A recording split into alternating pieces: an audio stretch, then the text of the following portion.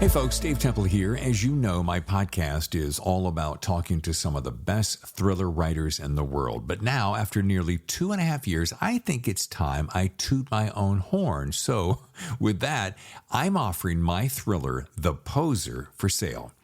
This thriller stars Hollywood detective Patricia Pat Norelli, a rookie cop working the overnight beat when one of Hollywood's biggest stars is found dead in her Hollywood Hills home. The only problem, the star just won an Oscar and is found dead only hours later.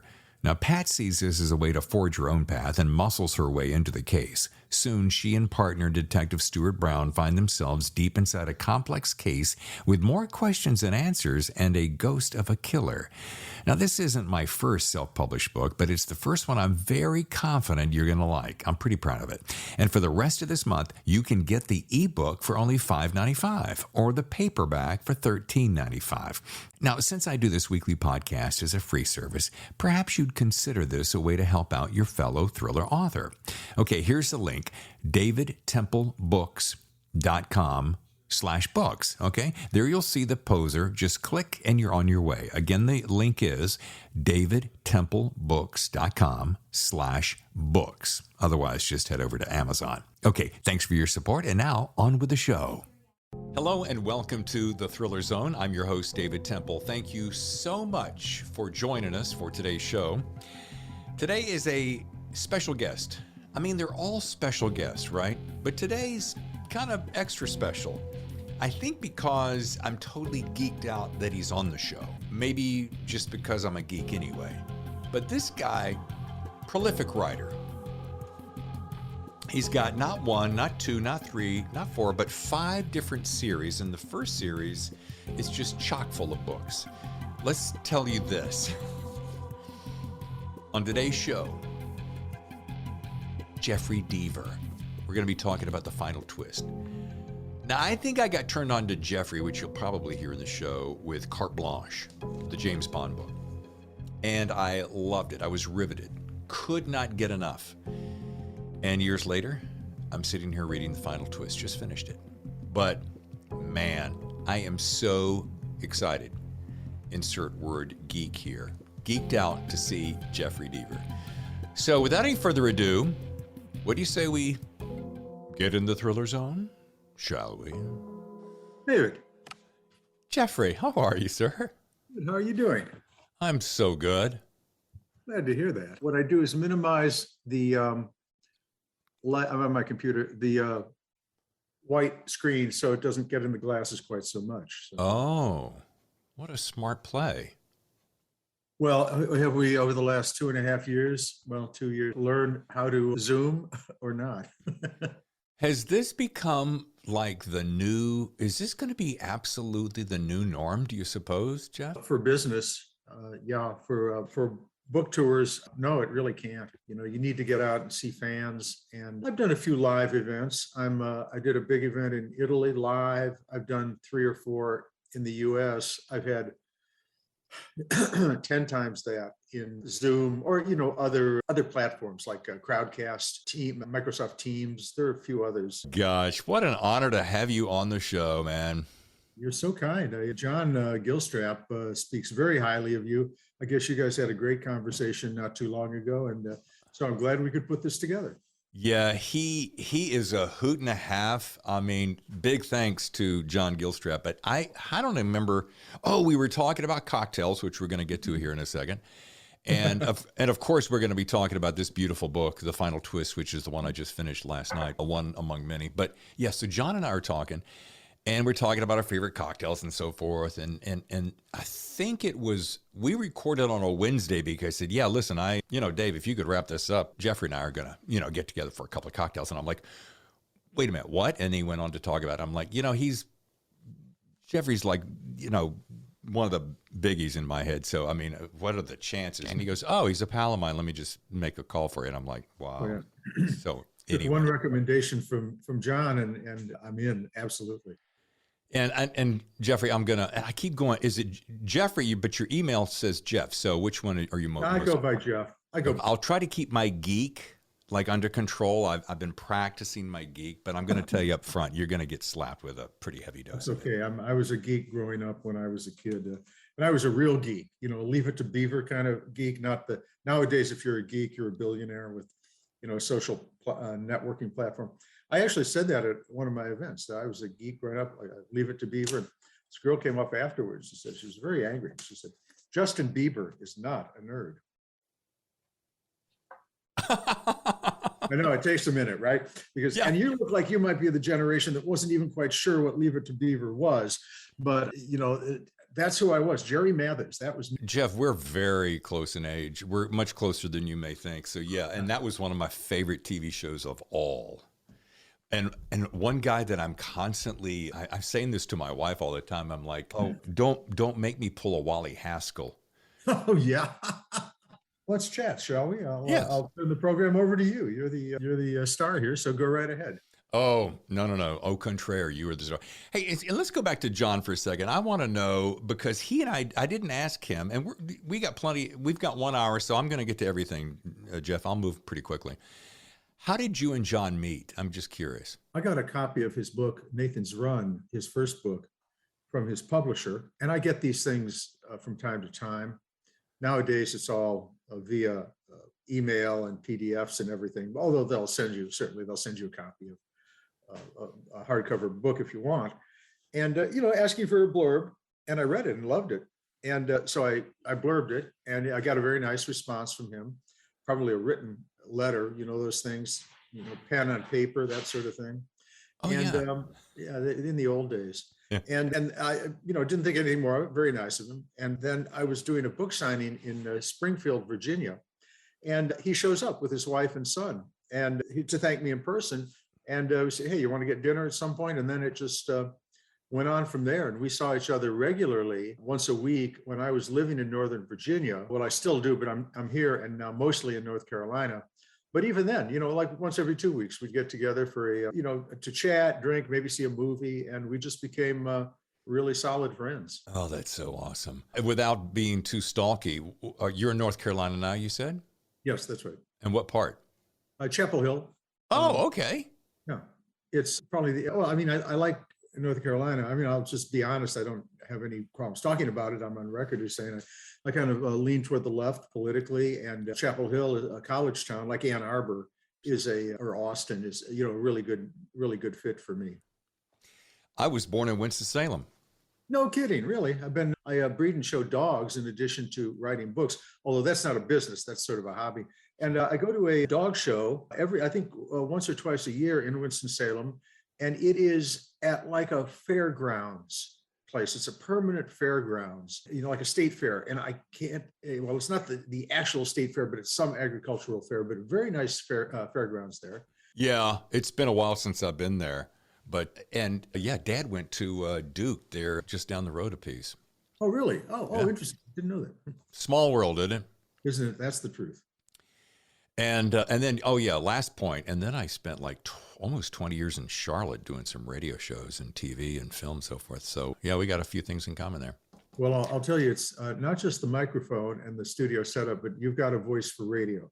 You have a face for TV, but you've got a voice for radio, and that's a rare combination. Oh, thank you. Bless you. Thank you. Yeah. Got a chance to exercise both of those. And before we jump off of the John connection, because John and I spent perhaps entirely too long talking about cocktails, but I know he's a martini guy.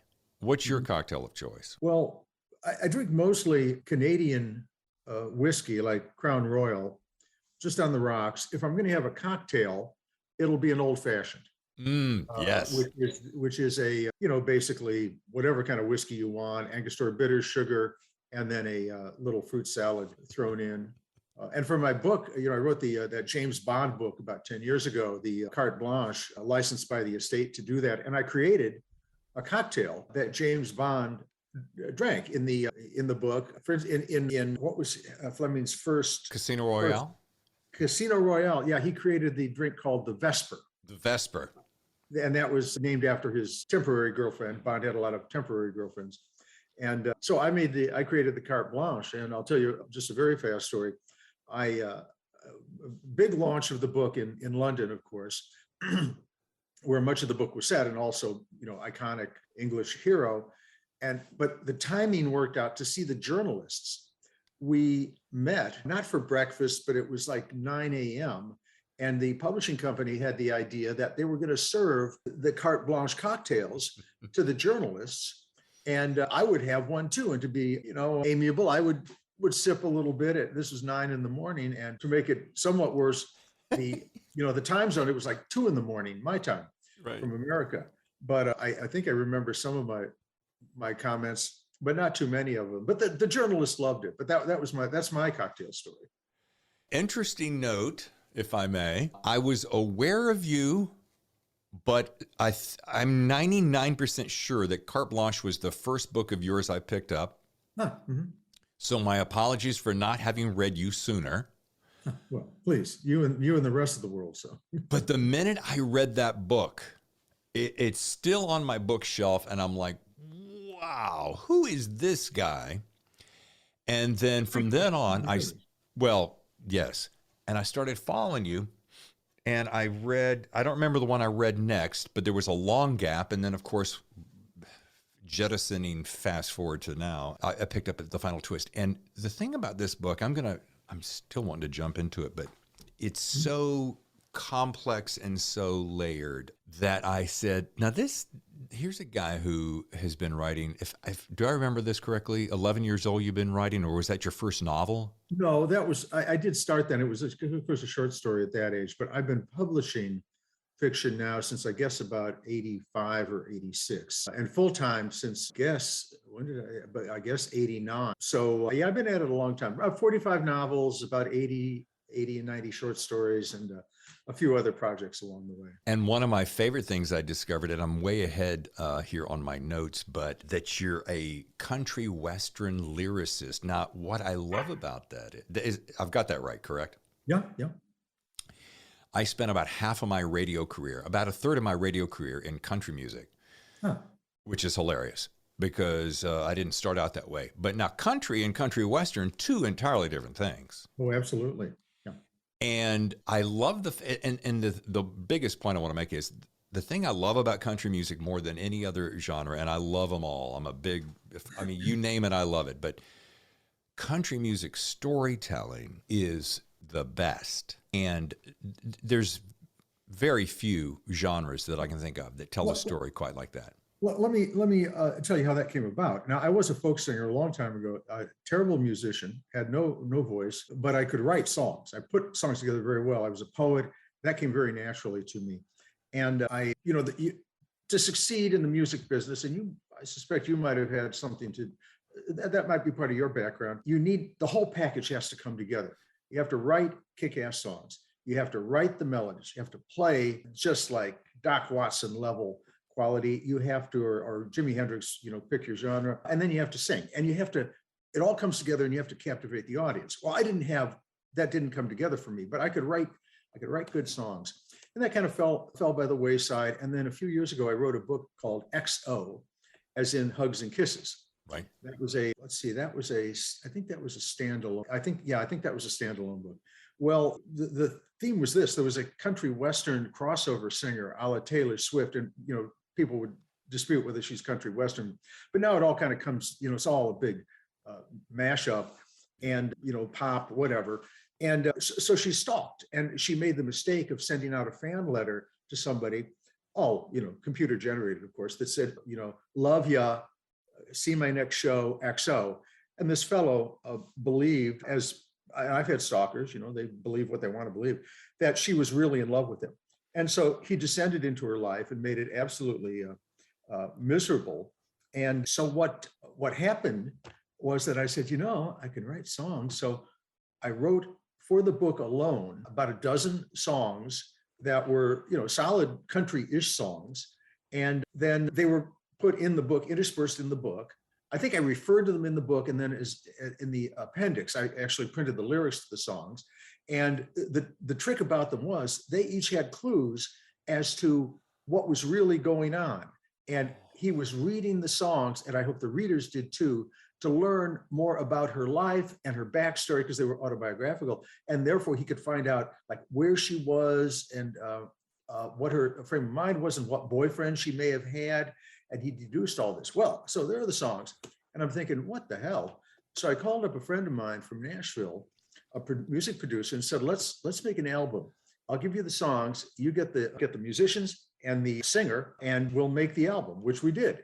And it's available. I mean, you can find it on Spotify, whatever else on Spotify. You know, that's a whole different issue. Sure. But it's on Spotify. I think Pandora. You can go to YouTube. Just type in Deaver, Your Shadow, and XO, and you'll see a video, a music video. There are a couple others on there, I think.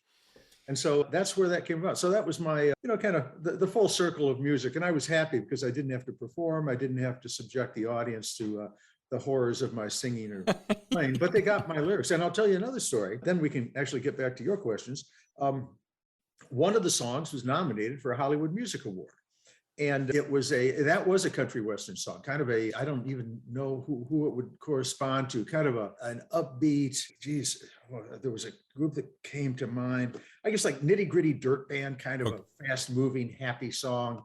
And so I was nominated for the award. No, the whole song was, not just the lyrics, and it was probably the singer who was nominated. Well, who else was nominated? Kanye West, for whatever he had done.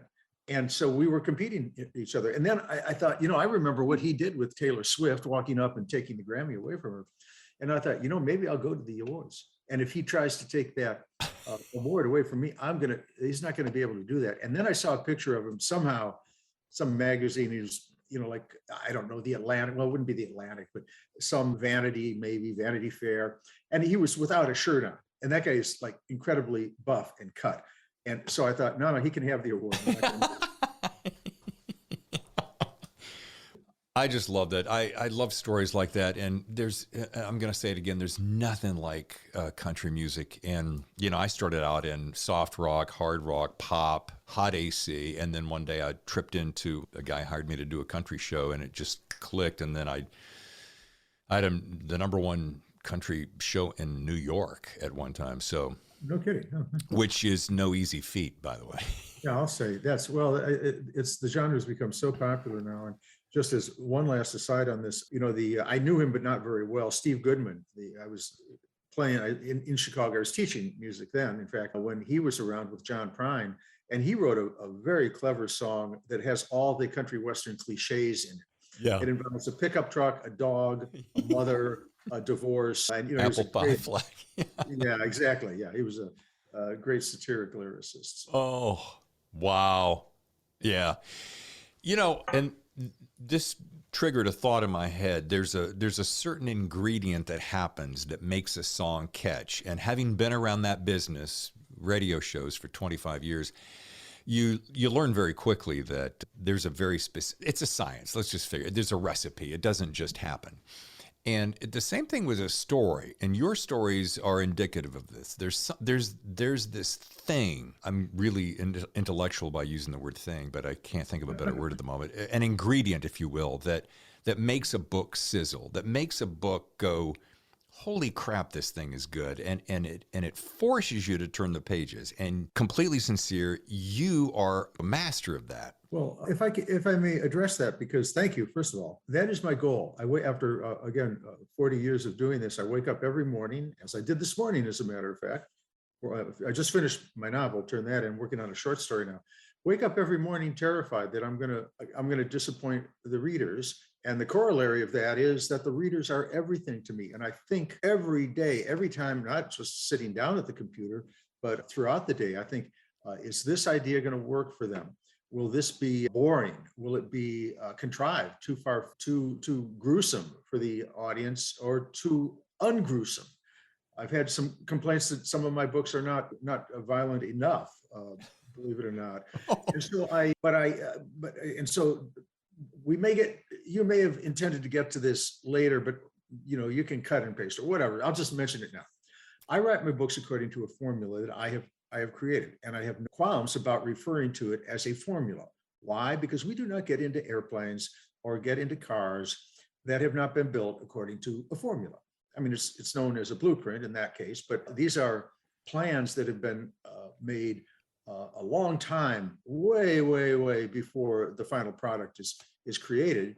And so that to the extent that when a test pilot gets in an airplane, nowadays, back in the 1920s, it was different, but nowadays, he knows the plane's going to fly. It's like fine tuning at that point. Well, my books are the same way. Now, what is the formula for my books? Well, I put that in the context of defining what a story is to me, not to everybody else, but a story to me is a fictional narrative that involves living, breathing characters, fully fleshed out characters, good guys and bad guys, and good girls and bad girls, who confront increasing levels of conflict and increasingly difficult questions, which conflicts and questions are ultimately resolved at the end to the reader's satisfaction. Not necessarily, they don't have to be happy endings by any means. I mean, you could debate whether Breaking Bad had a happy ending or not, but it was a satisfying ending. And so in my books, everything has to fall into that formula. Why? Well, for one thing, it's the kind of book I like to read. And I am a reader in addition to being an author. And practically, what does that mean? So a Deaver book takes place over about 2 days, 3 at the most. There are lots of internal surprises, reversals, that we'll learn at the end of chapter 4 that the cop we thought was a hero is actually a bad guy. And there are a lot of facts about different topics. My book, The Cutting Edge, was about the diamond trade. My book, The Broken Window, was about data mining. My book, The Final Twist, was about politics and corporate incursion into government.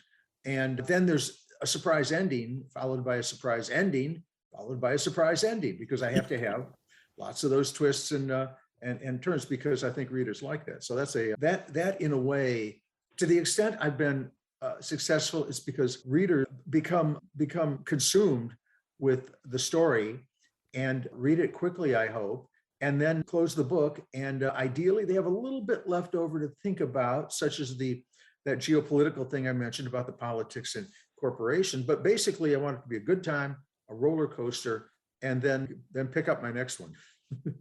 Wow. Okay. That right there is the soundbite of the show. And Jeffrey, I got to tell you something. A couple things that popped into my head, and in no particular order. And I was grinning because it happened. I can think of 3 specific things in my head right now. There's probably 4 where I got to a chapter at the end, and I'm like, I literally laughed out loud because, oh my God, I'm like, he got me, because I thought it was going this way, chug it, and it was this way, or that person was this. And those moments are brilliant. That is worth the price of admission right there. Yep, that's what I aim for. And the second thing is, and it happened this morning on my morning walk with my dog, Dexter, I was, I start very early in the day, and I start thinking about, I start thinking about what to talk to you about and what to, things that have affected me in the story. And this is the key. One thing I walked away learning, and I asked myself this, okay, you have these asides from the Father Ashton that are teaching the kids about survival techniques. And I caught myself really getting caught up in them when I read them, and then hoping to retain them as I went. And this morning, as I was walking, I'm like, wow, okay, not only did I have a robust, enjoyable time, but I took away some survival techniques that I hope to integrate into my life. And then I had my other voice say, well, are those actually true? And I'm like, of course they are. And then I had to research them, and of course they are indeed true. So that's a whole lot of words, Jeff, to say. That's just one of the greatest added benefits of reading one of your books, is you're not just getting entertained, you're getting enlightened and or educated. Well, thank you, David, so much. And now it occurs to me, all you have to do is, put on the news or pick up a newspaper and see that what's going on in Europe right now. We may very well need those survival techniques. I certainly hope not, but may find a whole new market out there, people buying the books to see, just to stay alive in this crazy world. Yeah, my mind goes to Jack Carr, who's quite a survivalist and a renegade writer. And, I pick up a lot of stuff from his books as well. I want to ask this back to your formula, which I absolutely love. This is going to be a best part of the whole show. In that formula, and it makes so much sense. It's not just what is that triggered that triggered my thinking was the way that you flesh out the characters. Oh, here you go, and you force them to make a decision and or evolve themselves into their situation. And it's not just oh my gosh, so and so happened and then it was terrible.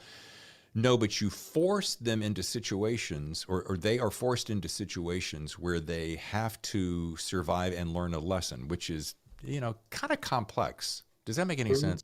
Oh, yeah, true. They have to do that or they have to die, because that happens occasionally too. Interesting you mentioned the characters. I have always been a plot-driven author. I can talk about my preparation process, all the, creating that blueprint. That's the outline. I'm an outliner, and I probably am the most, well, on the negative side, obsessive compulsive. That puts a little, diagnostic and statistics manual take on it, going in one direction. The other thing is just devoted to outlining. And I certainly am that. And the plots are very carefully constructed. But I heard something on NPR not too long ago. Well, I shouldn't say not too long ago. It was before I wrote The Never Game, the first in the Colter Shaw series. And I think this was a neurolinguist or a neurologist or someone who said this, and it was very important. She said that the part of our brain that creates connections with the real people in our lives, our lovers, our husbands, wives, our partners, our children, our parents, our good friends, and the bad guys. The guy who cuts you off on the highway, that evil boss. The part of the brain that creates this emotional feeling within us is the same part of the brain that creates a connection with fictional characters. There's no difference. So the more realistic and fleshed out, as I say, the characters are in your book, the more readers are going to respond to them. And therefore, when you put them in peril, the readers are going to follow you. They're going to be sitting on the edge of their seat. If you create a villain that has, for instance, my hairstyle, a ponytail, and a black leather jacket, well, that's the villain. We know that right away. That's the thug villain.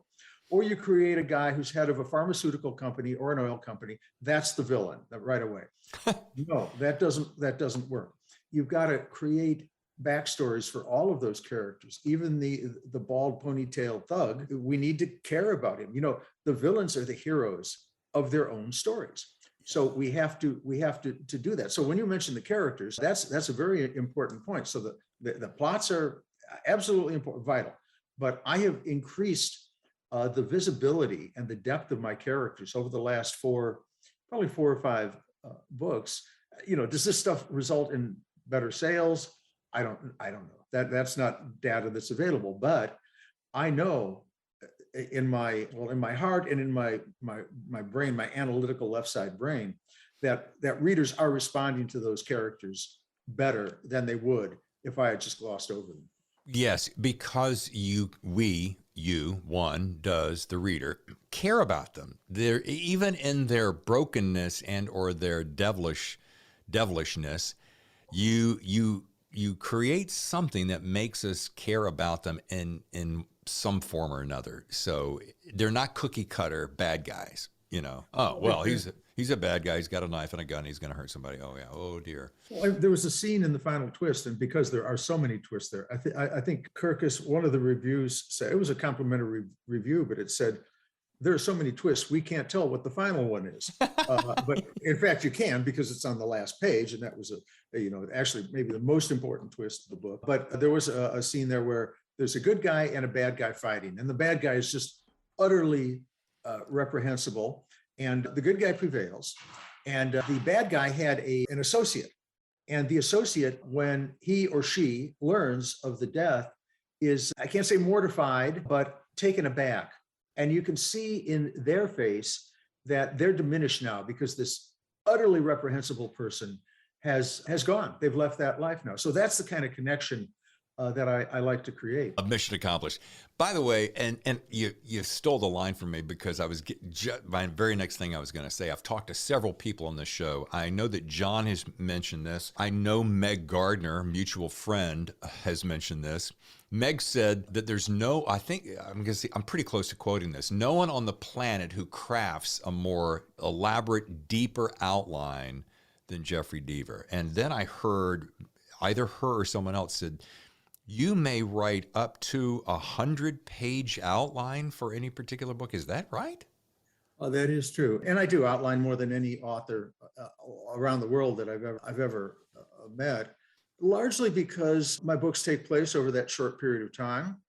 There are 3 subplots and they intersect, they come together, and then they depart, they come together again. That requires a lot of choreography, a lot of examination of the time.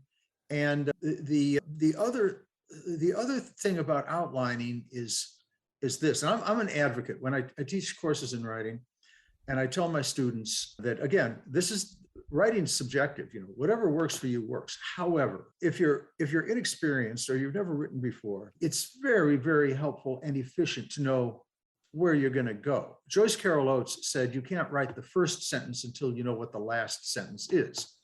And I firmly believe in that. It doesn't have to be the exact, last sentence, but, you have to know basically what the ending will be.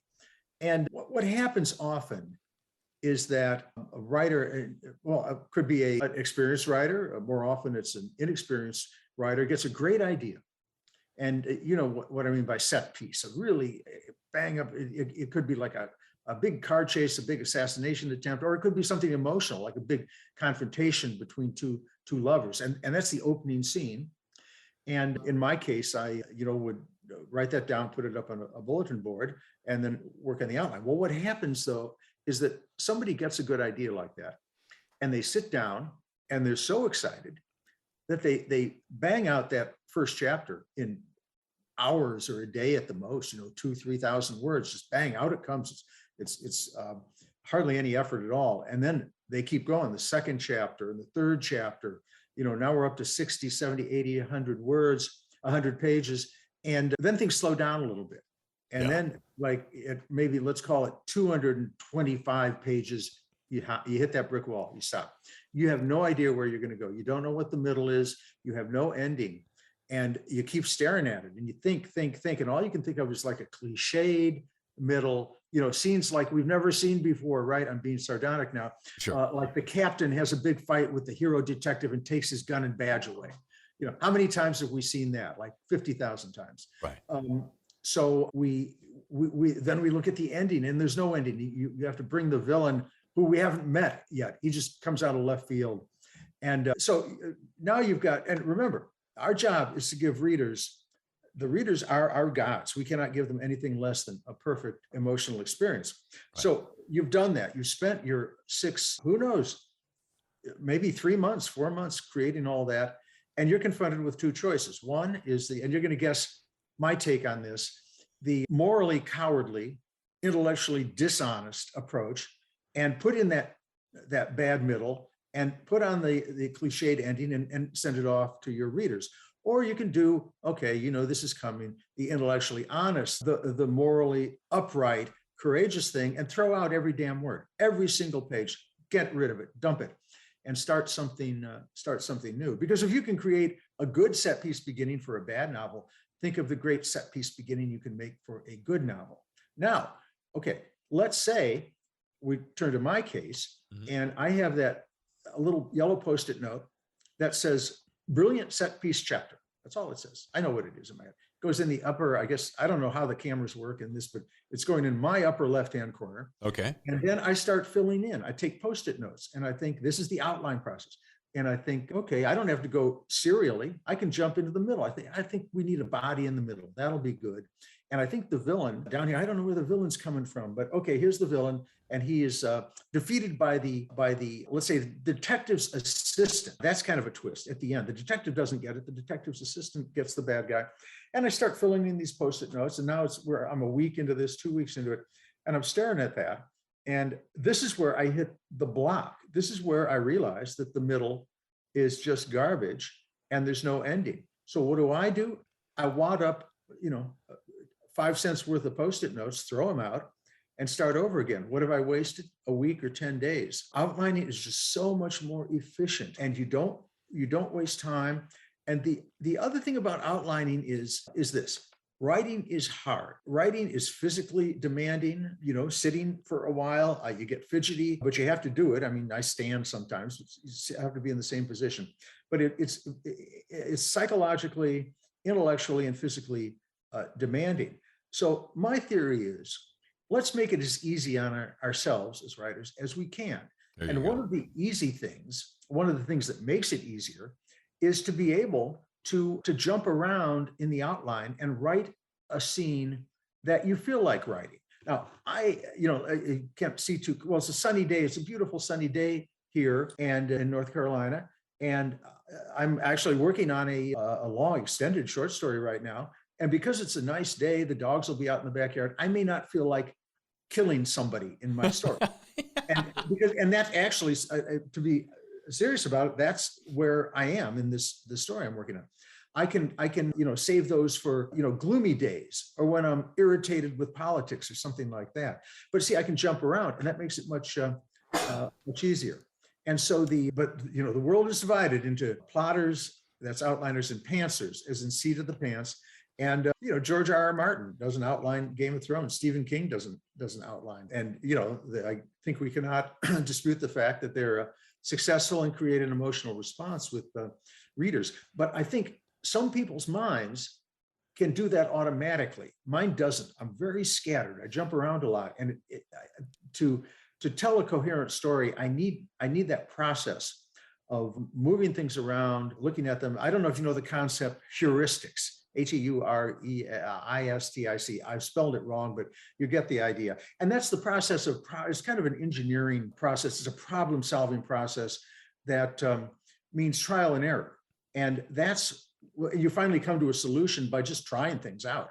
And that's how the outline process works. If I tried to do that in a novel, it would be a nightmare. I'd have to throw out or rewrite maybe hundreds, at least dozens, maybe hundreds of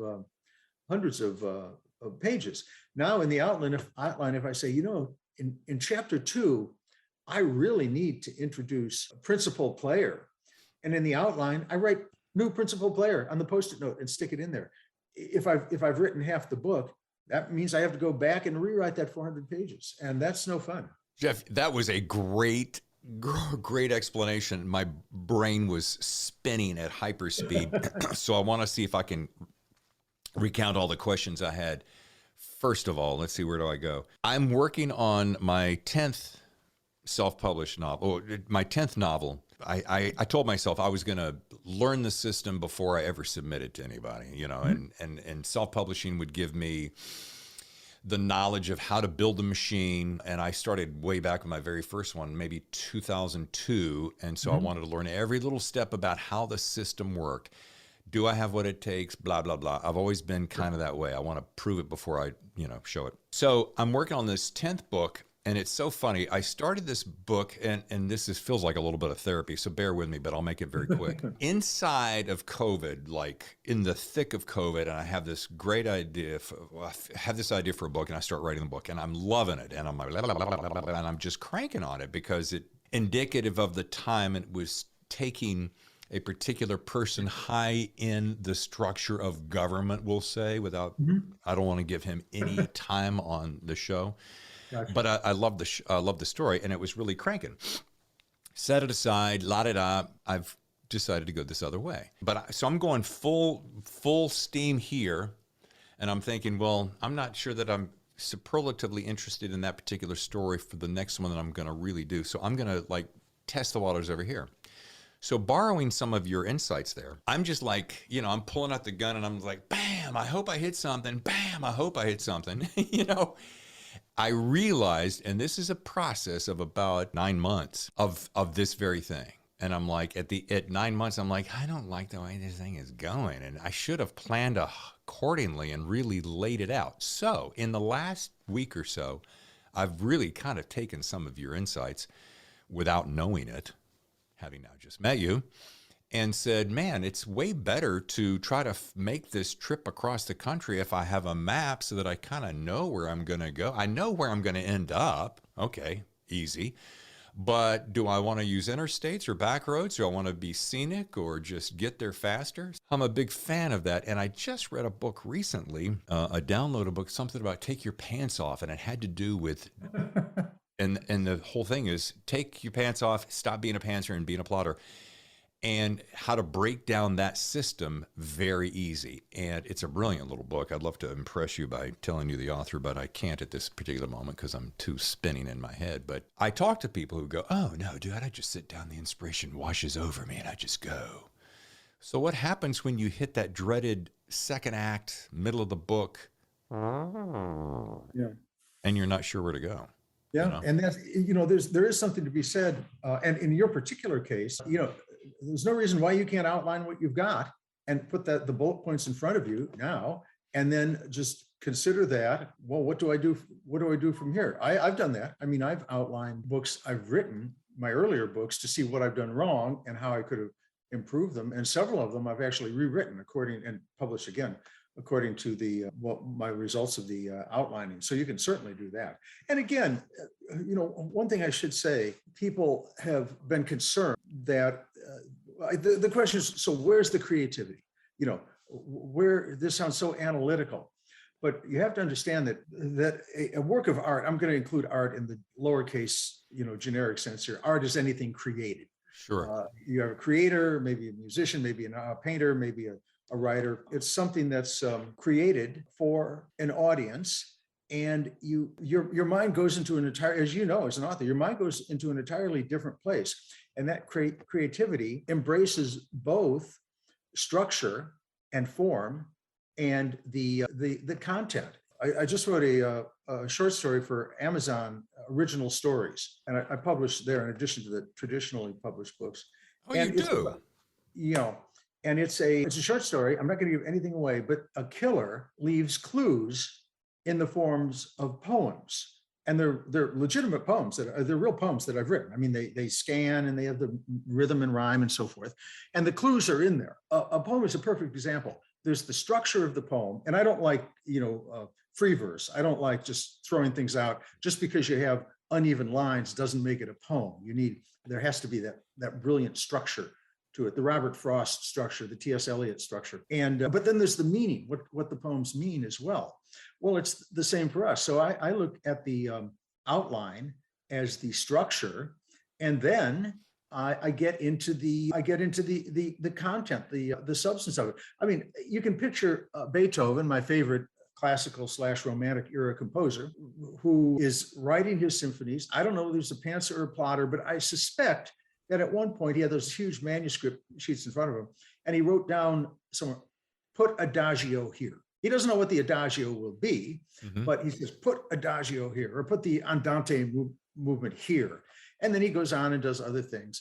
And then he thinks about it for a while, and then he writes the movement. He knows where it's going to go. He knows that it's an adagio, a nice slow piece, but that's when the creativity comes in. So an outline does not negate creativity by any means. And in fact, when you think about the artist, now I'm talking capital A, and let's talk about Beethoven or Rembrandt or Da Vinci, they are looking at the entirety of what they're creating, and they produced on time for a commission according to a structure and form that the audience wanted.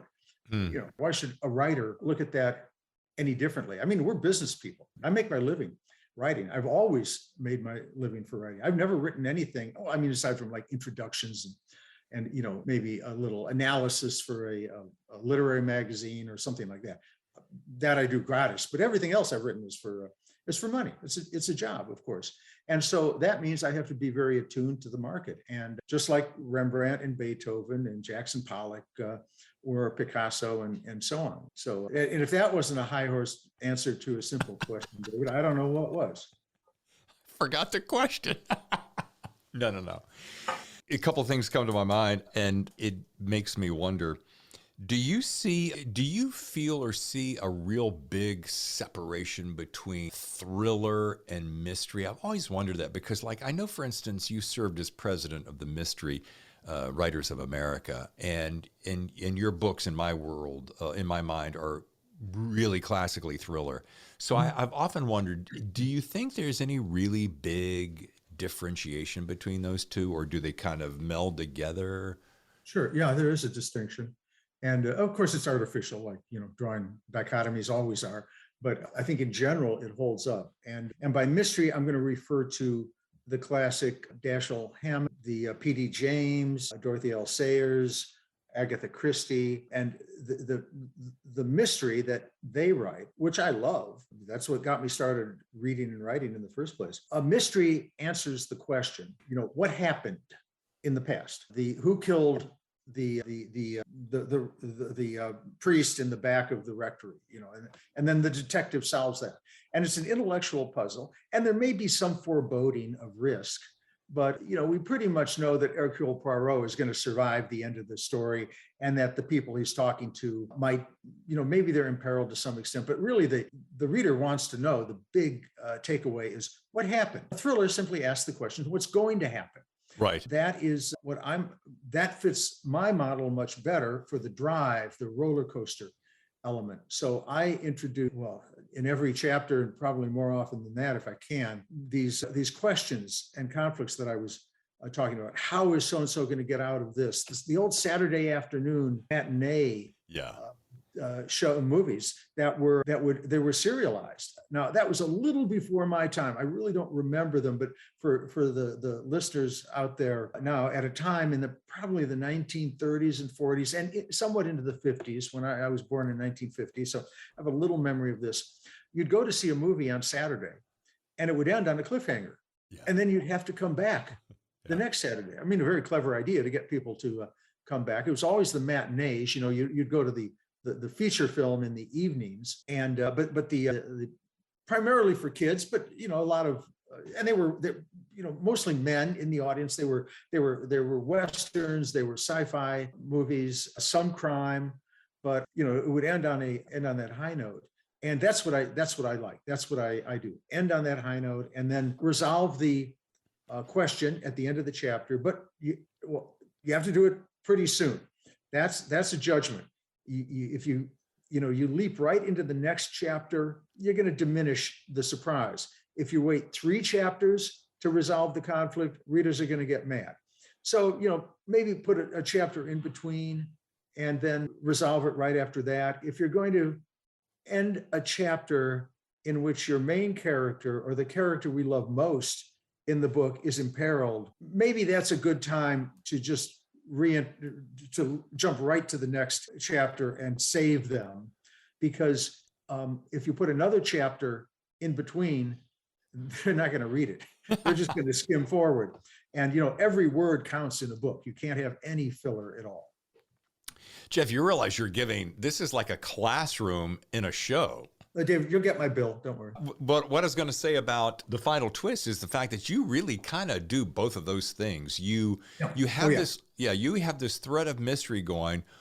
What happened to Ashton? Why did that happen? And then you have the thriller moments of dun dun dun oh, dun dun dun oh. And as I'm listening to you and I'm thinking about that, my wife and I have gotten turned on to this show recently called Killing Eve, which is pretty entertaining. And I have a question for you, Doctor, as I get on your couch. Is the fact that I'm starting to call scenes, we'll be watching the scene, and my wife has gotten to where she actually appreciates it now. She kind of first wanted, don't ruin it for me, but now she appreciates it because she's learning something. I'm like, okay, wait, this is going to happen right now. Jeffrey, it happens every time. So here's my question, Doctor, as I lay back and ask for a tissue. How do you feel about that? Okay, please keep going.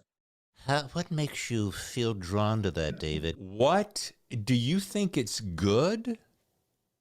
that I'm calling those? Do you think, I think because I'm so hyper analytical, do you think that it's good that I'm calling it because I'm understanding story better all the time and it's just kind of my own personal confirmation? Or, doctor, do you think that it's it's so riddled with cliche that I'm anticipating the cliche, and if that is the case, then I feel like a chump because is my mind thinking in cliche?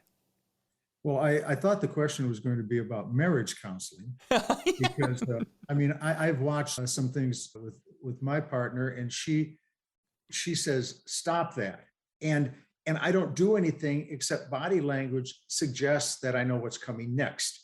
And so it's, I guess, an answer to your question, a broader answer, let me put it this way, a broader answer is that when we, dip our toe into this business of creating any kind of story, we know crime, I assume yours are crime oriented novels. There are some, you lose some things.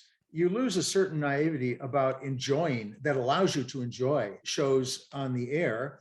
And the other thing I've found is that I'm extremely critical, and I will just stop watching a series if something becomes not credible to me.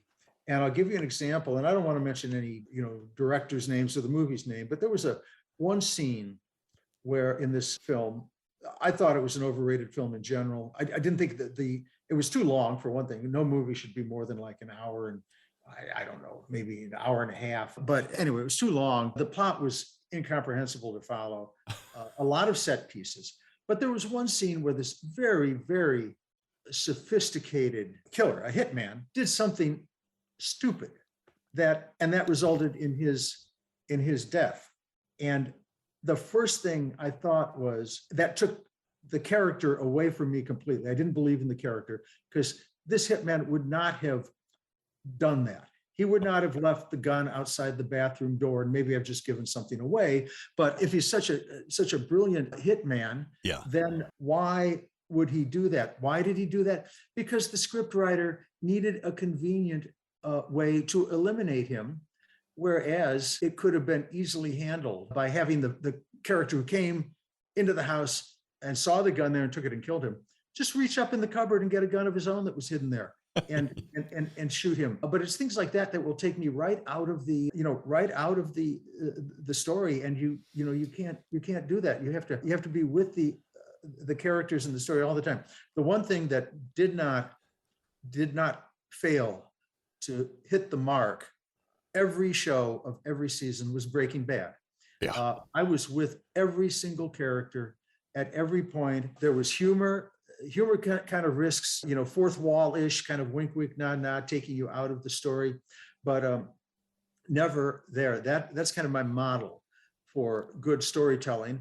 And I mean, this is true about books as well. There's scenes in books that you can see coming, and you can see that, oh, they needed to fill this in. Like I was reading a book once, and two characters are talking, and the one says, it's kind of out of the blue, and one who's the detective, it's an amateur private eye kind of person, says to the other, boy, don't you love that Singing in the Rain movie? It wasn't that, but something where the scene where he slides down the staircase and keeps dancing with the umbrella. And he says, yeah, isn't that great? I just love that scene. Well, of course, the point of that was to prove that the fellow the questionee had not seen the movie as he claimed he had as an alibi. Well, I mean, I read that, and right away I knew who the bad guy was. And we need things like that, and I am guilty of that too. I have written 45 novels, all those short stories. I've pushed the envelope. I've made those mistakes. You can't please everybody. I try to eliminate as many of them as possible. In my course, I have a number of rules for my students to follow, again, if they want to take my approach to it. And one of the most important rules is called the give me a break rule. And anytime a reader reads a passage or sees something in a movie and says, "Oh, give me a break," "Oh, please give me a break," then that's a big mistake. That's taking them out of the story, and we can't do that. And I say, read your book over and over and over again and say, are there any give me a break moments here? And like a cell phone, the battery going. Well, no. Right. Yes, cell phone batteries go. Of course they do. Yes, there are places where there's no signal, but you can't use that. I'm sorry. What you have to do is have your bad guy, paraglide past a cell tower and toss in a little electronic device that blocks the signal for that area. Could that happen? No, of course not. But it's more credible in a book than the coincidence of your cell phone going off, and readers will respect that. And they don't respect they don't respect laziness in anything. Okay, hold on a second. Now, I got a confession to make. My brain is still, I've heard everything you've said. My brain is still sitting back here a little bit wondering what the hell was that movie that you referenced that you said you wouldn't say? Not out of my name. I'm not coming out of my mouth. But if I guess after I see that recording button go off, then we can talk about it. I think readers, your listeners will probably already know. I think I know. I'm going to make a note to myself here. I got to write it down or I'll forget. Okay. Because I got to know this. I don't know why. Because I work in Hollywood too. And I don't, just want to make sure I'm not telling stories out of school. So I get it. You don't want to, what's the old saying? I may want to do a really big movie deal at some point. So from your lips to God's ears. Hey, quick question. As Grand Master, you've been named Grand Master of the Mystery Writers of America, and it begged a question. Do you have a crown or a ring, maybe a bejeweled staff or something? No, sadly, I don't. I don't have a jeweled staff, and I don't have a personal staff either, which I would certainly, people don't wait on you. I have to say, it was an incredible honor. It's just unbelievable. I mean, people in this include like Agatha Christie, for instance, and Stanley Elkins, and some of the great writers going back to the 40s and 50s. And I just don't know. I had no way to respond to that. I mean, it was just so wonderful. Well, I mean, I gave a speech, of course, and thanked them from the bottom of my heart. But it was just such a wonderful thing to have happen. Yeah. God, this is the part of the geek of me, and it's funny. I mean, you can't get to where I have gotten and had some of the success I had without being just a friggin' geek and being okay with that.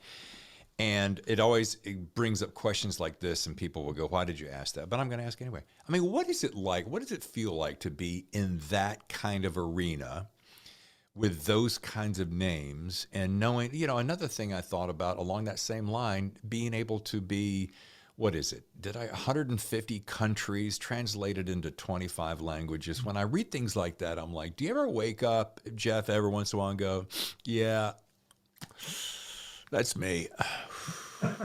Well, everything you mentioned there, David, and other things that I've been awards I've gotten 3 Lifetime Achievement Awards from various organizations, and the geographic spread of my books. It simply validates my philosophy, which is that we authors have to do this for the readers, which I'm belaboring. I've said that before, but it's a validation that I think that attitude is the right one. All I've ever wanted to do is pay my bills writing. I mean, this is like a 40-year-old house. It needs work. It needs painting. It's fine. I don't have a mansion. It's fine with me. I drive a Chevrolet and a Nissan. That I'm honored. I have 2 vehicles. I mean, I think that's wonderful. But the point is that I've been able to do that. I've had the joy of, for the last 40 years or so, being able to tell stories for a living, and those are stories that seem to create in readers this emotional high for a while. It goes away. Then I think maybe one of the most complimentary things I've ever had happen to me is at a signing, and this has happened several times. Readers will come up and get their book signed, and then they kind of glower at me and say, "Well, we're not really happy about something, Jeff." And I like to hear readers' response. I mean, I've changed my direction occasionally based on a number of readers' reactions. But what they say is that you don't write often enough. I do a book a year, about 6 short stories a year, but I can't well, the last year I wrote 2 books, The Final Twist and The Midnight Lock, my Lincoln Rhyme book that's just out now. And that was largely because of COVID. I mean, I've always sat in a dark room and written for like 8 hours a day. That's always happened. COVID didn't change that. But COVID did take away the other things I did, and that's the 3 months of book touring. So I spent that time on, we have a little battery issue here, sorry. No worries. Okay, we good there? Okay. Oh, yeah, yeah. Okay. Yeah, just a battery issue. And so I spent that time writing. But so this year, 2 books. And now that I'm getting back into touring, that will probably not happen again. And at this age, it is kind of tiring. So a book a year, about 6 short stories.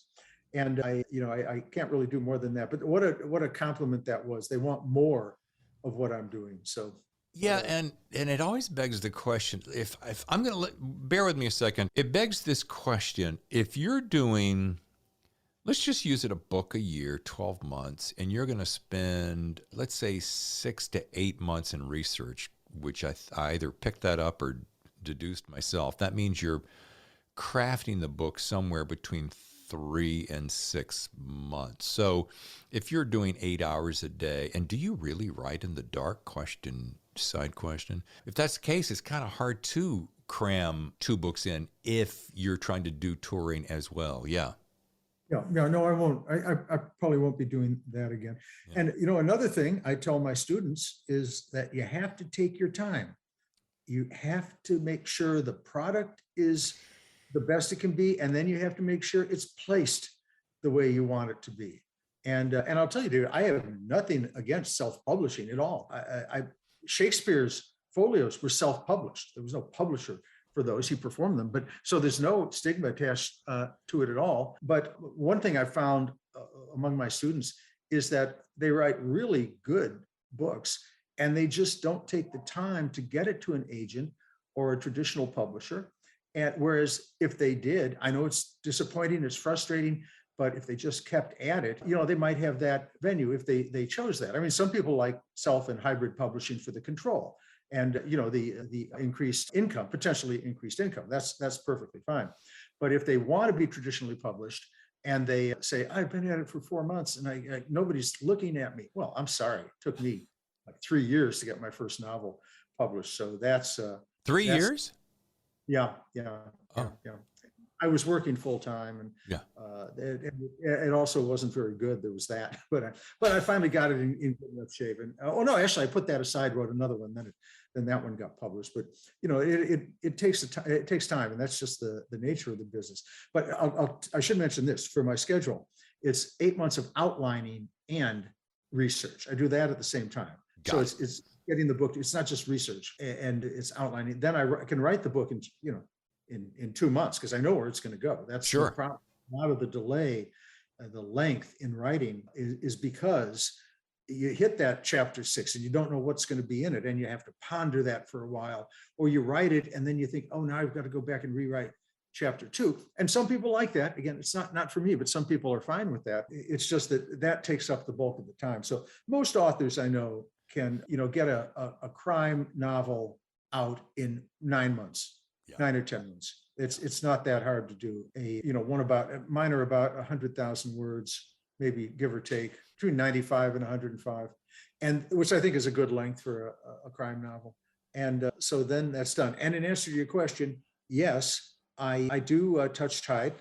And since my camera is in the computer, I don't know if this is going to work, but I can't turn my camera down to show you the keyboard. But if it's possible to see that. Oh yeah, I get that.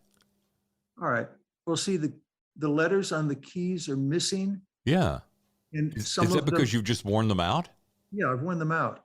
And if you see those things that look like bits of tape, let's see if I can, to show you the center point. Yeah, I got it. Because I've worn the points off, the bumps off the F and the J keys. Here's what I do. I lay my hands down. I just know intuitively where it falls on that particular keyboard because I spend so much time on this friggin' keyboard. But okay, maybe I did notice they were there. Okay, now that I'm feeling them. but I guess I just never consciously, never mind, I'm taking up time. And we are eating into time, and I still have a couple things to do. How are we on your time? I'm good. I'm good. Yeah. Okay, cool. Real quick thing I want to mention, by the way, speaking of turning the camera around, so I'm looking at this list of your novels. Oh, wait, oh, look, there's a back too. Holy balls. We got Lincoln Rhyme, we got Colter Shaw, Kathryn Dance, the Rune Series, John Pellam. Do you create multiple series because you have a particular guy in mind? We'll use guy as a generic, and oh yeah, the lawyer's going to be that guy, and then and then you tire of that particular guy and you go, oh, I want to pull in Kathryn. And I mean, do you do that for breadth of range? Do you do that because is it attention span? Do you just go, oh, I have so many different stories? And because look, when I look at this list, you got oodles of Lincoln. You got 3 with Colter. I know a 4th is coming here in November. And then you got, there's a question in there somewhere. No, I've got the question, David, and the answer is it depends on the content, what I think is a good idea, a compelling idea to write about, and that's one thing it depends on. The other thing it depends on is the market.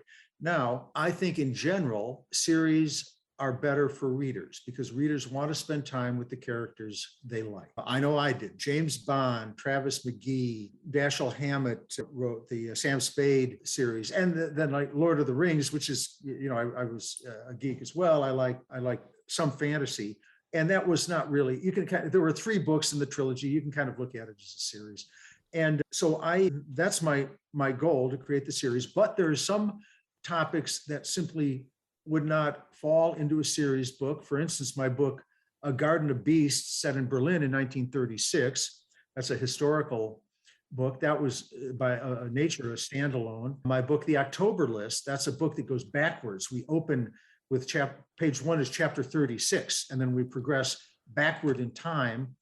So chapter 1 is on page, 200 or something like that, 250. And so that had to be a standalone. Now, as far as the Lincoln, Colter, and Kathryn go, that simply is based on sales, on the market. People love Lincoln Rhyme books. Colter Shaw I've decided to create a good market for Colter Shaw, so he is going to be here. Continuing. I've written a number of short stories for him too, and he's well received. People do enjoy him. And he's the antithesis of Lincoln. They're not going to step on each other's sales. Kathryn Dance, I loved, but readers didn't. Many readers are very, very loyal to her, but they didn't want her. I think maybe because she's a linguist, she's a body language expert and linguist, and she pulls out a gun and she shoots people. But I think it wasn't that, and the books move very quickly, but I think that just didn't have the dynamics that readers like. Now, she will come back.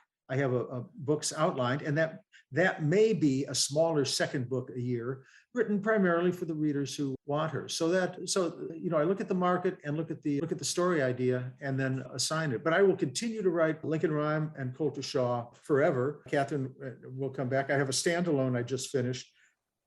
That could not be a series, and so that will be in the mix somewhere. Well, it's not going to be a series, correct me if I'm wrong, unless it does tremendously well or your agent says, hey, wait. In which case it will be, welcome to number 1 in the series on the cover. That's what. Did I mention I'm a business person? Yes. Yeah, thank you. Hey, little inside scoop. Is my math correct? Lincoln Rhyme practically every year, well, you skipped a couple here and there, beginning in 97, which, by the way, we can't have a conversation with Mr. Deaver and not talk about The Bone Collector. Love the movie, by the way. Sure. I have written a book a year. What I mean is for Lincoln. Yeah. Oh, I've interspersed those. There's not been, I've done the standalones as well. So. I did see something somewhere, I got to mention this, about somebody thought that there was a little bit too much violence in Bone Collector or something about a rat or something. And I'm like, and in today's viewing, it's kids talk compared, to some of the stuff. I keep going back to, the adverbial clause, when I teach my students this or that, but I think it's instructive because it kind of gives you an idea of my mind. I say one of the big give me a break moments is violence. And in fact, in my book, we see very little violence. People die, people are injured, but it's almost all off camera. I also have no violence against children, no violence against animals, no sexual violence. I think I shot a dog with rabies or distemper, and I still took some flack for that. But anyway, that it's not like Old Yeller. I'm not going to kill a dog gratuitously just to get somebody's a reader's sympathy. And so, because I think Alfred Hitchcock is my model, and we didn't see anything violent. We thought we did in Psycho, but we didn't. We saw the knife, and we saw Janet Leigh screaming, and we saw the blood, but we never saw her being stabbed, much less worse than that. And there've been just terrible, terrible instances of graphic violence in books and in films. And what I feel about that is, it's like the killing the dog, or I'll certainly imperil children, but I won't kill a child. It's like a failure of creativity. Yeah. The author or the filmmaker just doesn't want to spend the time to create the suspense that Alfred Hitchcock did. So they settle for the extended autopsy scene, or the killer, we actually see the killer stabbing or sexually assaulting. I don't know if I mentioned it, I don't put any sexual violence in my books either, because these are supposed to be fun. These are roller coasters. And right. How much fun you can have? Only so much fun in a crime novel when you're afraid to see what the serial killer is going to do next, flaying skin off or something like that. We don't like that. We don't want to read it. We want to know that somebody's imperiled, and then we learn that they may die, but we want it to be a healthy experience, not a dirty experience. My grandmother had a great expression about movies and TV shows and books. And she said, that's a dirty dishwater TV show, meaning that, of course, that it left her feeling unclean. And, this is back in the 60s and 70s. And certainly there was, violence on TV, but maybe she'd see a movie and, like Bonnie and Clyde, Arthur Penn's wonderful film, Matt, Robert Altman's wonderful film. And there, of course, violence was necessary. These were allegorical films. That was fine. But I myself don't want to do that. And I tell my students, I don't think you probably want to do that either. But anyway, now I've managed to forget the question myself. So we're on a par now. No, it's all good. Hey, I do. I want to throw this in here. I realize that we both share an affinity for a particular book. We both really, I think maybe on our top 10 is Silence of the Lambs. Oh, yeah. Mm-hmm. Tom Harris. Now, there's a guy that opened our psyche to something that we probably had never seen before. I'm just going to go out on a limb there and say that. So when I wrote a book called Devour, very obvious, that was loosely based on a similar feel, because I have a really dark, perverse imagination. I knew I liked you. Yeah, it's pretty sick. The book did pretty well. I did get a few grandmothers in the crowd who said, that was pretty dark, David. That was... Well, you got a book with a knife on the cover and the title's Devour. What am I missing here? But the book wasn't Happy Bunny's Happy Day at the yeah. Now, here's an interesting... I want to get back on your couch one more time, Doctor, and that is this. When I was growing up, I used to watch, it has nothing to do with thriller, but you're going to get the point. I used to watch this show with my mom. I loved it, called All Creatures Great and Small. Mm-hmm. Loved it. Could not get enough of it. It's about as simple and simplistic and beautiful and elegant and nonviolent as it possibly can get. So they came out with a new version, and I turned my wife onto it and watched the entire series. And I don't know what it is. It's just super delightful, lovely, kind, the most serious thing in the whole thing. Dun, dun, dun, dun, dun. Will the calf be birthed? Will he make it? Here's my point. And at the end of that, all of a sudden, after several weeks of that, Jeff, I'm going, wow, I really enjoyed all that sweetness and naivete, and maybe I need to soften my thrillers just a little bit. Well, I guess, David, the question is, know your market. And I don't know how graphic the scenes were in Devour, but my experience has been that people, they'll accept some of it, but, put yourself in their shoes. And I don't necessarily mean any particular demographic, your generic reader, but is this going to turn them off, or will this be a thrilling experience? And, every author has to ask that for him or herself. Well, remember this phrase growing up in school that you learned in some class called psychological closure? Yeah. Where you don't actually see it, but your mind fills in the blank. So as the book progressed, I was a little bit less paint by number. Here's what's happening. So anyway. Well, one of my techniques that you and any listeners out there who are writers might find helpful is that right up front, I set the stage for violence to come. And so they know that I'm willing to kill people.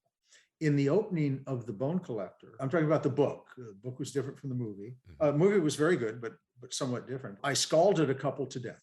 Okay, scalded them to death. We didn't see it happen, but we can imagine that it was not a pleasant experience for them, obviously. But the book has been out for so long. Either you've read it or you hadn't. There are very, very few violent incidents throughout the book. It's all a race to see if we can save the victim. In the movie, just about everybody got whacked or died or something like that. And that's the convention of film. I understand that. Yeah. But what I did was rather manipulatively let the readers know that I am willing to do horrific things. And I could then went on to set up horrific things like the rats and so forth. And then I kind of, both for the sake of the give me a break factor, and for the sake of a little irony, because I think we need a little wink, wink, nod, nod in all of our books. I didn't kill many people, if any. In fact, I wrote one book. I'm not going to give you the title of it, but nobody died. Nobody died. It was all, there was an accidental death that had nothing to do with the crime. I mean, literally like a car crash. And nonetheless, the suspense held because it appeared people died. And I was willing to do that. But I just thought I'm going to write a book where nobody gets killed. I'll see if it works. And it did. Well, speaking of that very thing, Jeff, there was a great scene near the end of the book, and we still have yet to really talk about the final twist, but I'm going to do it here. There's a scene near the end of the book about how this particular family, because there's a TikTok through this thing, TikTok countdown, family's going to be killed. And then the minute the particular thing happens to the house, I'm sitting there going, oh, man, shit. The whole book was building up to that, and then that happened, only to find out, or did it? One of my favorite, geez. Well, thank you, David. And that's really what I do. Let me put it this way. I write novels, but I'm not really a novelist. I'm not Hemingway. I'm not Proust. I'm not whatever James brother, not Jesse James, the other James is, the psychologist, Henry James and his brother are the other one. I don't know. One was a writer and one was a Frank. We'll call him Frank. Okay, Frank.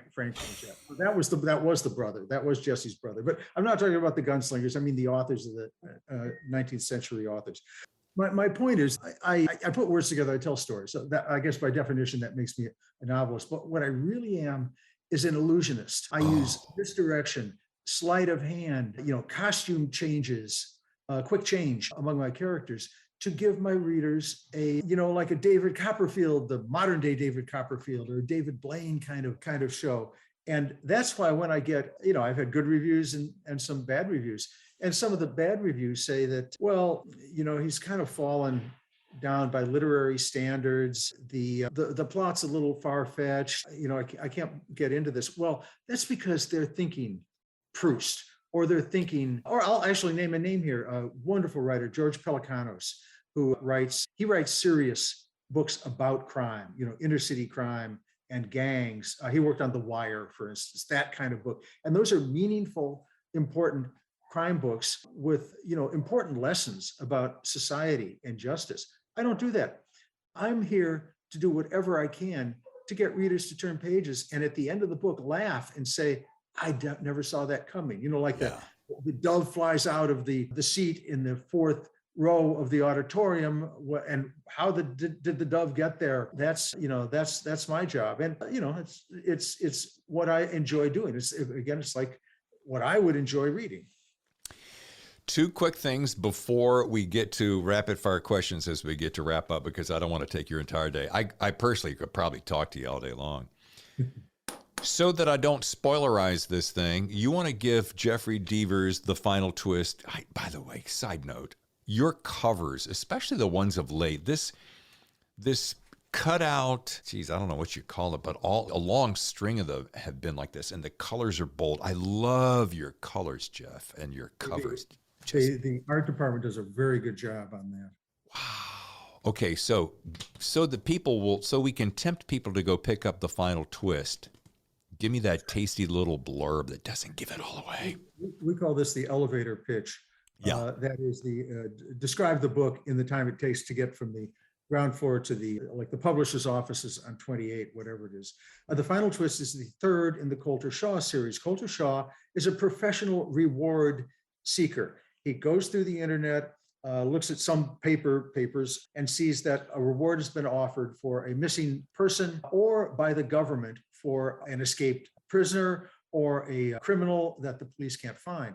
Now, and these rewards actually exist. I mean, we've seen them on milk cartons, we've seen them on TV, and they can vary anywhere from maybe a couple $100 up to 25 million. The State Department is offering a reward for a terrorist in the Middle East that is for information leading up to his, well, let's say his arrest, and maybe not arrest, but to find his location, $25 million. Well, so this is Colter Shaw's job. He's a very restless person. He has to travel around the country in a Winnebago. He's like the gunslinger from the old days. Yeah. And he's in his Winnebago and he has a pony. Well, his pony is a Yamaha dirt bike that he rides sometimes. So he's kind of a modern day cowboy. He carries a gun when he can. He's got a concealed carry permit, which is valid in many states. He doesn't use it hardly ever, but he's got it if he needs it. And so he travels around looking for these rewards. And I'm hoping now the elevator is picking up people on every floor, because I've gone a little bit longer than I could. But so in any event, we learn he doesn't need the money. He doesn't need the money. In fact, sometimes he doesn't even get the reward, or he gets it and he gives it to somebody for a good cause. And why is that? Because he needs the reward, the fact of the reward, because his mind is as restless as his body is. And he needs to wrestle with the problems that surround the reason a reward was offered. Because if a reward is offered, that means somebody cannot solve a problem. They cannot find the teenage girl who's run off. They cannot find the serial killer. They cannot find the prisoner who cleverly escaped through a drain pipe from a prison. And so he gets on the case. In the final twist, well, I should back up just a little bit. Colter Shaw grew up in the Sierra Nevadas in a compound with his family, his mother, his older brother, younger sister, and father. Mother and father were brilliant and distinguished academics at a school I don't mention, but it's basically Cal, University of California at Berkeley. Yeah. But then his father discovered something, and he had to flee. And he had to not only flee, but he had to learn survival techniques, and he had to teach those to his children because he knew something bad was coming. And the trilogy, that is the Never Game, the first in the book, the second, The Goodbye Man, and the final twist, are stories that each involve Colter Shaw pursuing a reward, and that's his job, but at the same time trying to discover, we learn up front his father's dead, trying to discover how his father died and at whose hand, and bring justice to that, at the same time making sure that the rest of his family stays safe. So those interweaving plots of the past and the present I just thoroughly love. And at the same time, we've got the Never Game about murder in Silicon Valley among the gaming world, the video gaming world. The Goodbye Man, a cult in Washington State, kind of I don't bring politics into it. It's like kind of like a religious cult. And then in the final twist, which is set in San Francisco, while Colter is trying to find the answer to this big secret that his father had. At the same time, he is involved in this trying to find a young woman musician who's gone missing. And there's a MacGuffin, this satchel from the 1900s that's tied up with the San Francisco earthquake. And of course, then at the end, all these plots come together. I may sound excited about it because it was very exciting to choreograph this and get everything together. And then the book's all done, it's all finished. And then there is the final twist on the very last paragraph of the last page. Yeah, it's worth the price of admission. I mean, it really is how you did that. And that's what I'm going to take away from this. And I've so thoroughly enjoyed this, to be able to learn the process And, every once in a while you run across a book and I've said this before, there's very few books that do this for me, that I really cherish the time that I sit down and spend with the characters. And then when it's over, I'm so sad and disappointed that it's over. But the good news is November, I hope you'll come back and we'll talk about that'll be Hunting Time. Hunting Time, yes, Yeah. the Colter Shaw. And I just, I'm not going to say too much about it, but this is solely a reward assignment because in the final twist, it was time for Colter Shaw to lay the past to rest. I mean, it's a very satisfying conclusion, but from now on, the Colter Shaw books will be him on rewards, full of twists and turns and surprises. But and his family may or may not come back, but essentially, I call the Never Game, the Goodbye Man, and the Final Twist the Echo Ridge trilogy, the origin story of Colter Shaw, and they each can be read separately. But that's the kind of the foundational Sure. works about Colter, and the Hunting Time is a really fast moving book, and with twists I guarantee that readers aren't going to figure out. And also look for a Colter Shaw short story that will be out, I think the book's out in November. This will probably be August or September. You can just go to my website and see this. And then I've got one of those Amazon original shorts called Scheme, and again, I don't know the publication date. So we've got a couple things coming up if you like. Oh, awesome. Well, I look forward to that. Yeah, and I am now curious to go back to the Never Game that was released in 2019 and learn more of that history. Although now that I know that the past is now put to bed, so to speak, and that final scene with his brother, Yep. I'm not going to say anything, but boy, it leaves you. I'm going to say this. What I liked about it is it felt very realistic. There wasn't. Sometimes I get tired of the perfect bows that are at the end of a story, and it's like, well, here you go. Give me a break, right? And then, yeah. Let me just say one more thing if I can. Sure. The Never Game was bought by Disney to become a series for CBS, and that it's going to star Justin Hartley from a TV show called This Is Us, produced by Ken Olin, who did 30-something. 30-something, yeah.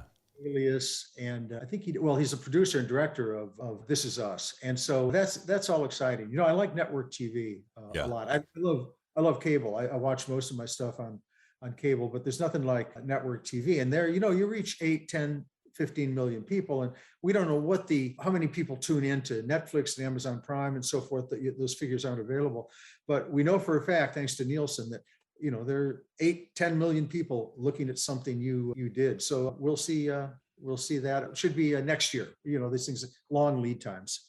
Wow. 2 last things before we get into rapid fire questions. I may have said that before. Number 1 is last night we're crawling into bed, getting ready to call it a night, toes up, lights out. And I turned to my wife and I said, babe, you're not going to believe how many revisions Jeff does on his books. And she said, how many? And I said the number, which I'm going to have you say. Sure. And for my writer friends, if you think you're feeling pretty good after the second or the third, or maybe if you really stretch yourself and go like 6 revisions and you're like, yeah, I've got this, then wait till you hear what Jeff's going to tell you how many his average revision is. And I'll tell you about the whole editing and rewriting process. Hemingway said, there are no great writers, there are only great rewriters. And I think that's absolutely true. I do 50 revisions, 50 rewrites. Now, you have to understand, that is not 50 start to finish revampings, because for one thing, with my outline, the first draft is pretty much there, but it's clunky, it's clumsy. I will have, the outline section may say, Colter Shaw discovers a clue in the old mill. Well, that's all it says. I mean, I know that's got to happen for the plot, but then I've got to sit down, put myself in the old mill, and cleverly have Colter Shaw find something. And I may make mistakes there. Colter Shaw may get off his bike twice. He may have his gun in his left hand or his gun in his right hand in one paragraph, gun in the other hand later. So I've got to fix that up. So now here, and I'm not going to belabor this, but very quickly, here's what I do. Again, I say this so often, but this is how I do it. Whatever works for you works.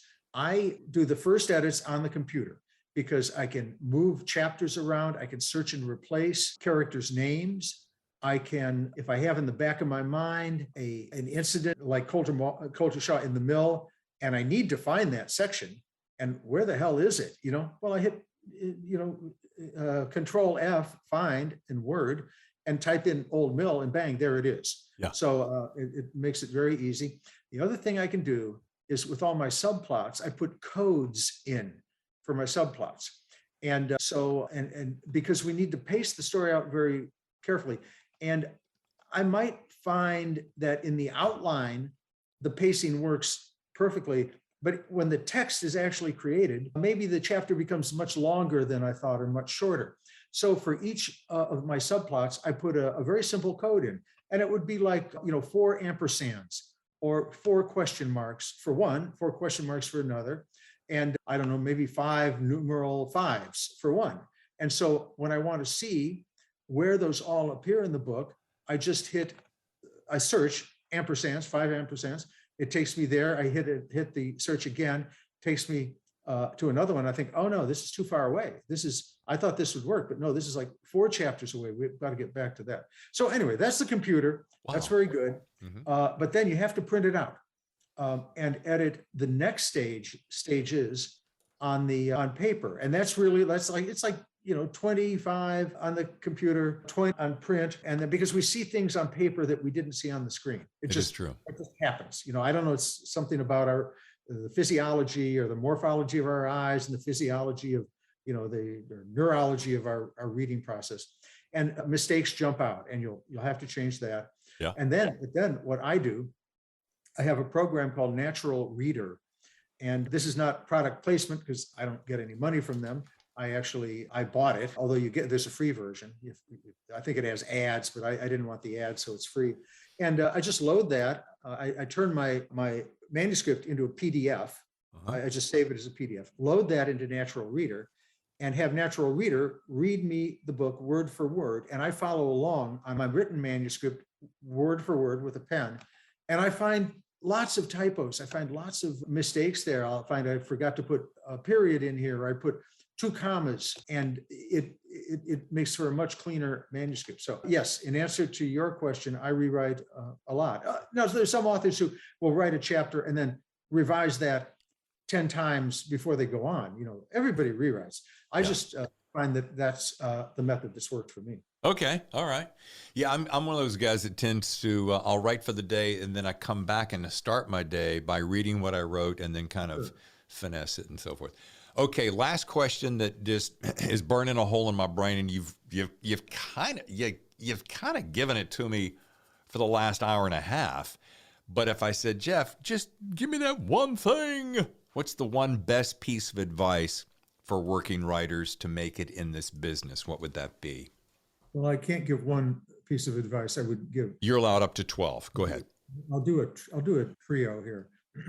I would say plan out what you're going to write. You don't have to outline the way I do, but you have to plan out what you're going to write. Remember, your goal is to create an emotional response in the reader, and what you, as the writer, take out of it is irrelevant. In other words, we'll just take as a given you enjoy writing, because if you don't enjoy doing it, you have no business in this business. So just remember, your goal is not to satisfy yourself, not to make yourself happy, not to grin because you've written a good passage. You should pat yourself on the back, and you should grin when you know that you have created a great emotional response in the hearts of the readers. And number 3 is remember that rejection is a speed bump. It's not a brick wall. Just keep at it. That's beautiful. I love that. Very succinct, very concise. By the way, that elevator pitch earlier, it was World Trade Center that we were going to. That was trade level. Yeah, exactly. Yeah. All right, it is time for rapid fire questions. Side note, your buddy John Gilstrap really rocked this feature, so no pressure there. No, I do terrible at him. Outliner. He's a pantser. You see, I'm an outliner. I take the questions and write them down and study them and research them. But go ahead, I'll do my best. All right, this is going to be really super easy. And by the way, that's right. I just now remember John is completely a pantser, but his books, it's so funny. It goes back to this: what works for you, right? All right, number 1, you're invited to a dinner party with me and my lovely wife. This is a classic question on the show. here in San Diego. Everything's taken care of. All you need to do is bring 2 guests. You can bring your esteemed partner if you'd like to, but we bring 2 extra guests to round out our gathering. They can be living or past, but they're 2 people you'd love to spend an evening chatting with, along with Tammy and myself. Who would those 2 be and why? For one, I would pick John le Carré. I mean, he's no longer with us, but Sure. we kind of transcend that. Le Carré was my favorite thriller writer. And he's not a thriller writer, he's an espionage writer, but his books transcend the genre. They are literary works and examine geopolitical issues. This man was so talented. He not only wrote incredible and long books, very involved, brilliant, perceptive views of human nature and government and politics. He was a great stylist. He put words together very well. And damn it, when he had his books done on tape, well, tape then, but audio now, Sure. He read them himself in a brilliant voice in, get this, English, French, and German. So if that's not intimidating, are you and Tammy still sure you want to have him there? Because he might kind of take over the, all right. And I guess, oh my gosh, the other, there are just so many wonderful, wonderful people. But I'll keep it with a literary theme, and I would have Bill Shakespeare come, because I consider him the greatest writer, the greatest writer in the history of the world. And I also will say that my great, whatever he was, some ancestor, Edward de Vere, De Vere, 17th Earl of Oxford, I don't think he claimed it, but it was claimed that he wrote Shakespeare's plays. And I had a cousin who believed this, and it's not true. I mean, it simply is not true. Shakespeare wrote his own material. Conspiracy theories, fake news, even back then. So that's my answer. Question 2, please. And I like the fact that you called him Bill, because you guys are that tight, right? We're close. Yeah. My pal Bill. All right. Number 2, rapid fire question. One of your latest thrillers has just been picked up by Hollywood. Let's call it The Final Twist, since I just finished it. Okay, and you've been asked to consult on the film, of course, but the part of the deal is to make a cameo. You have to make a cameo a la Alfred Hitchcock. What character from The Final Twist would you play, and why? There's a very exciting set piece in the middle of the book, and I can't give that away, but it takes place in a club. I will say that. And it's a very scary, consuming kind of thing. Yes. There is a character who is briefly alive until he meets his fate. That's who I would play. But I should back up. I did play a cameo on TV. I'm in the Actors Guild, and I was on a soap opera called As the World Turns, and I played. That happened because the producer of the show was a big fan of mine and just asked me if I wanted to be on the show. And I thought, cameo, I'd walk on like Hitchcock. Oh no, I was delivered a stack of scripts this big. I was on the set for a week acting, and I did my own stunt work. I was killed, thank God, at the end. You couldn't kill me fast enough. It was the most stressful time of my life, because these actors, I'm not an actor. I mean, yeah. I knew the lines, and I walked through the parts, and they didn't care. I wasn't taking anybody's job, but they've worked together for so long. They used the script as kind of a jumping off point. Well, to me, the script was set in concrete. I was waiting for the line to be led to me, and I didn't have fed to me. They didn't have the line, but finally I worked that out, and it was a lark. So that's an answer to the question. From now on, I'm just being dead bodies. All right, our final rapid fire question. It's a 3-parter. What's the one piece of equipment, the one beverage, and the one book you can't live without, or at least that you love having around? So, piece of equipment, beverage, book. Okay, the one piece of equipment is my computer. Sure. Because I live on my computer, and I showed you the lack of keys. And I shouldn't. It's any computer, not just this. I'm not sentimentally attached to this one in particular. My beverage would be Crown Royal, the Canadian whiskey, which I absolutely love. And the book I can't live without. Oh my gosh, there's just so many of them. I guess the one I keep returning to most often is the collected poems of T.S. Eliot. And, I will read, I'll go back to a thriller like Silence of the Lambs, which is one of my favorite thrillers. Sure. I'll read Day of the Jackal, I'll read, Michael Connelly's Harry Bosch character. Love him. I'll read Jack Reacher, Lee Child's character. And those are wonderful, wonderful books. But I'll read them maybe a year or two later. I might go back to them. But poetry, I love poetry is magical, and you can lose yourself in poetry. So I guess that's how I'd answer it. Of course, the more Crown Royal you drink, the less the poetry makes sense. So I don't know, that might be a self-defeating goal. I do have a question though, now that we're on that, and I won't take too long about it. There are guys who are whiskey drinkers like Kentucky, Kentucky whiskey and that bourbon and so forth. What is the magic about Crown Royal, do you suppose it is for you? Because those are distinctly two different camps. Oh yeah, definitely. I love bourbon. I drink bourbon as well, but it's a different, different flavor, of course, sure, but also a different experience. Many of the bourbons are very high alcohol, and I prefer lesser alcohol. Crown Royal it's a little sweeter, it's a little milder, and it's like I guess 40% alcohol. It's 80 proof, I think. It's not the high stuff like the bourbons are, but it's simply a different taste. I guess I would probably, it's like with wines. I love wines as well. You might start with I'm sure you, or certainly some of your listeners out there know wines. So you might start with a Riesling, a light white. And then for the next course, you might go into a Chablis, which is a white Burgundy, Chardonnay based, a little stronger. And then for dinner, you might have a nice Cabernet or a nice Pinot Noir going for red. Well, so Crown Royal would kind of be a starting cocktail. It's a little sweeter and lighter. And then you might have, after dinner, maybe with a little cheese or something, a nice Blanton's or Knob Creek or Woodford Reserve, Angel's Envy, some of those wonderful beverages. Awesome. All right, I better run off now. I've got another thing to jump to, but I can't tell you how much fun this. I could go for another hour, David. I'll tell you that right now. Jeffrey, I mean, come on. This was the highlight of my week, and I thank you so much. And I know we've really gone long, but I really do appreciate it. Oh, well, my absolute pleasure, David. And I'll be talking to John fairly soon. I will thank him so much for putting us together. What a great time. What a great time we had. All right, you take care now and enjoy your dinner party with your wife, whoever's there. Thank you. Okay, bye-bye. See you now. Oh my gosh, was that incredible? I think I've set a new record. Almost, is it 2 hours, this particular podcast? I mean, I could have talked to Jeff for another hour or two easily. And I didn't even get to finish because he had to run off to another event. But if you'd like to learn more, visit jeffreydeaver.com. You can follow him on Twitter and Facebook at Jeffery Deaver. And you can follow him on Instagram at official Jeffery Deaver. But the book is Final Twist. And oh boy, you're in for a special treat.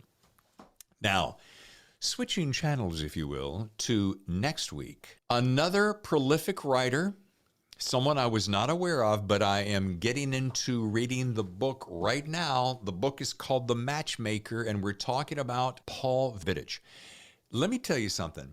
This book, let me do this for you. Crime reads, quote here, an insightful, thought-provoking story. In short, this promises to be one of the year's premier spy novels. Do you like spy novels? You're going to love this. Another favorite here by LitHub, a richly detailed work of investigative crime writing, perfect for fans of procedurals and spy fiction alike. If you like Cold War spy thrillers, you're going to love The Matchmaker, Paul Vidich. That is March 17th. Quick note, for those of you who have not gone by and subscribed yet to our YouTube channel, would you do that? Wouldn't take but a quick little second. There's a little red button on the right-hand side called subscribe. Go to youtube.com/David Temple Author and subscribe. And that way, every time a new episode drops, you'll be alerted of that. Of course, you can also go to our website, thethhrillerzone.com. And of course, you can always hear us on all of your favorite channels, Apple, Google, Amazon, Spotify, Stitcher, iHeartRadio, you name it, we're there. And thank you for supporting this show. As you know, it takes a lot to put these shows together, and without you, we wouldn't be able to do it. So I think we've got our marching orders. I hope you make it a great week, and we will see you next week. I'm David Temple, your host. Thank you so much. We'll see you next week on The Thriller Zone.